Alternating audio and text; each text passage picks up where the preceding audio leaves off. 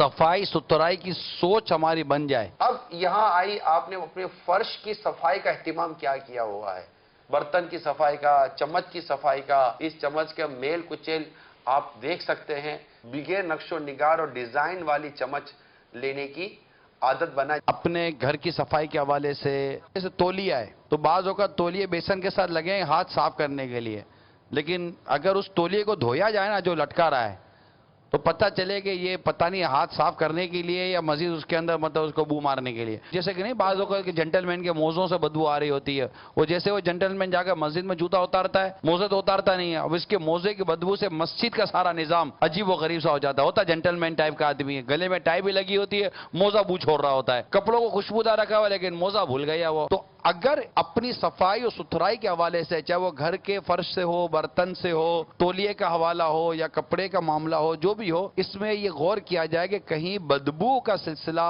نہ ہو. اب ہمارا مزاج بیسیکلی گھر کے اندر ہی منتشر ہے، ہم گھر میں بھی مینیج نہیں ہے. جو گھر میں مینیج ہوگا نا، اٹھے گا، اس کو پتہ ہے کہ میرے جوتے وہاں رکھے ہیں، اس کو پتہ ہے میرے کپڑے وہاں رکھے ہیں، اس کو پتہ ہے کہ میری فلاں چیز وہاں رکھی ہے، میری فلاں چیز وہاں رکھی ہوئی ہے. کبھی آپ نے اپنے الماری سے کپڑے نکالے ہیں تو آپ نے دیکھا ہے کہ آپ نے ایک جوڑا نکالنے میں 3 جوڑوں کا بیڑا غرق کیا تھا، اس کی تے خراب کی تھی آپ نے، کبھی یاد ہوگا آپ کو. بعضوں کی طبیعت میں بالکل یہ نہ صفائی ہے نہ ستھرائی ہے نہ مینجمنٹ ہے. ٹائم مینجمنٹ کو وہی پورا کر سکے گا جس کی طبیعت میں سلیقہ ہے.